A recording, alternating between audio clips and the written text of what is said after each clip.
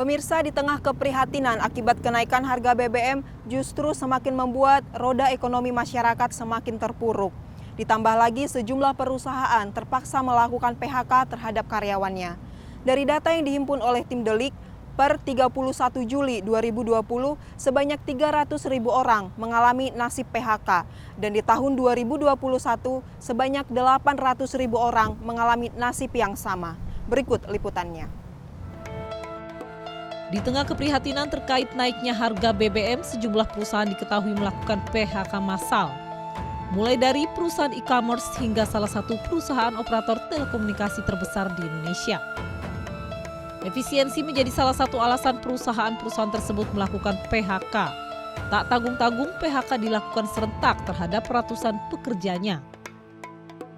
Gelombang PHK besar-besaran di tengah kenaikan BBM ini diprediksi akan semakin mempersulit perekonomian masyarakat. Jadi ada beberapa faktor yang membuat perusahaan-perusahaan mulai melakukan efisiensi karyawan. Faktor paling utama adalah mereka melihat dalam beberapa bulan ke depan, penjualan itu diperkirakan akan mengalami penurunan, bahkan beberapa cukup signifikan. Karena apa? Daya beli masyarakat sedang terhambat ya, atau terganggu dengan naiknya harga-harga barang. Sementara bagi para buruh pabrik, meski tidak mengalami PHK, namun tidak adanya kenaikan upah dinilai semakin memberatkan beban perekonomian mereka. Hal inilah yang akhirnya memicu para buruh turun ke jalan menyuarakan kenaikan upah sebagai respon atas naiknya harga BBM. Sebab kenaikan BBM akan menambah beban pengeluaran mereka.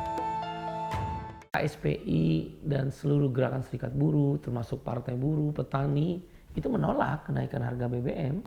Karena kenaikan harga BBM memukul daya beli buruh itu, purchasing power-nya turun hingga 30%. Penyebab pertama adalah karena upah 3 tahun berturut-turut tidak naik.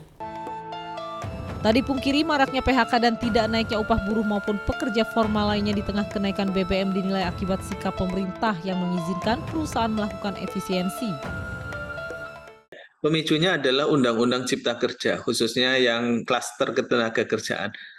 Kemudian diikuti dengan peraturan pemerintah nomor 35 begitu ya, tentang PHK di dalamnya itu. Jadi di dalam Undang-Undang Cipta Kerja klaster ketenagakerjaan itu, politik hukum yang dimuat di dalamnya adalah flexibility labor market ya, pasar pekerja yang fleksibel. Fleksibel itu berarti mudah merekrut, mudah memecat. Salah seorang buruh yang kami temui mengaku sangat tertekan dengan adanya kenaikan BBM saat ini. Terlebih dengan upah yang diperolehnya saat ini dinilai sangat memberatkan. Ketika berbicara apa sih dampaknya BBM terhadap mereka pekerja dan segala macam, ya satu misalnya harga kontrakan otomatis naik. Harga kontrakan naik bukan berarti kontrakan itu mengeluarkan biaya, bukan. Tapi yang punya kontrakan juga butuh biaya hidup yang harus naik. Maka dia naikkan harga kontrakannya.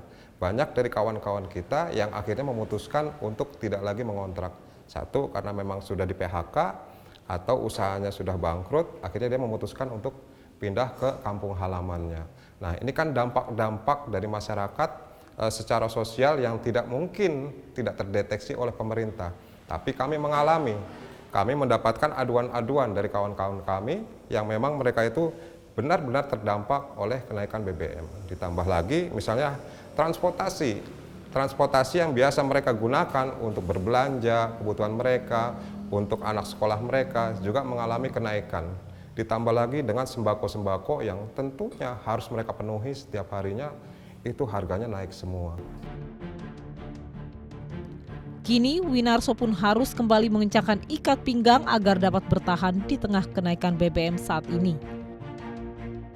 Terlebih kini anak-anaknya masih duduk di bangku sekolah.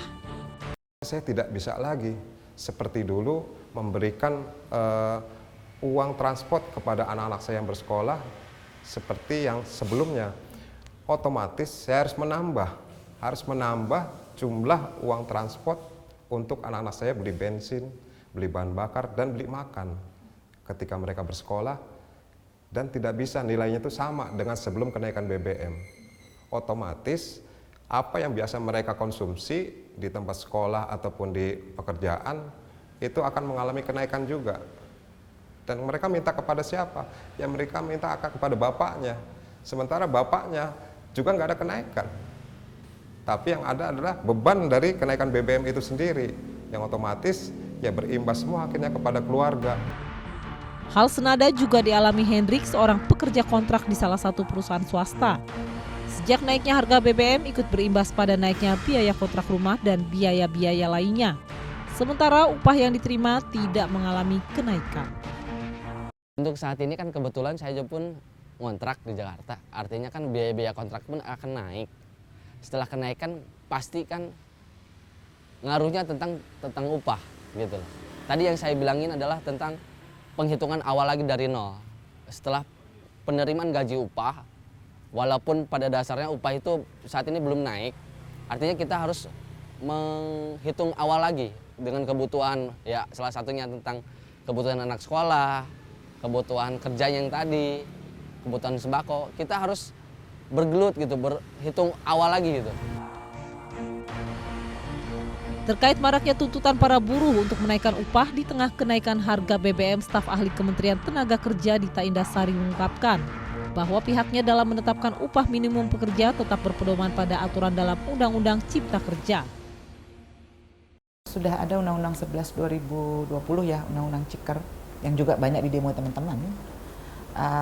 Yang formulanya sudah jelas, kemudian ada PP, Peraturan Pemerintah 36 tahun 2021 turunannya, yang mengatakan bahwa kenaikan upah itu adalah upah minimum tahun sekarang plus inflasi. Nah, itu formulanya sudah ajak. Kita nggak bisa keluar dari situ.